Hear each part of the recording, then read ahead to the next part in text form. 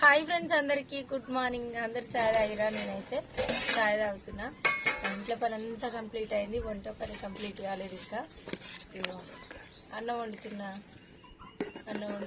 చాయ్ అయితే తాగుతున్నా నేను. ఇగో మేము చాలా మంది ఉంటాం కదా. గిన్నె చూసిరా, మా వంట చూసిరా, ఇంత వంట చేయాలి. మీ పని అంతా కంప్లీట్ అయిందా? చాయ్ తాగిరా లేదా? కామెంట్ పెట్టండి.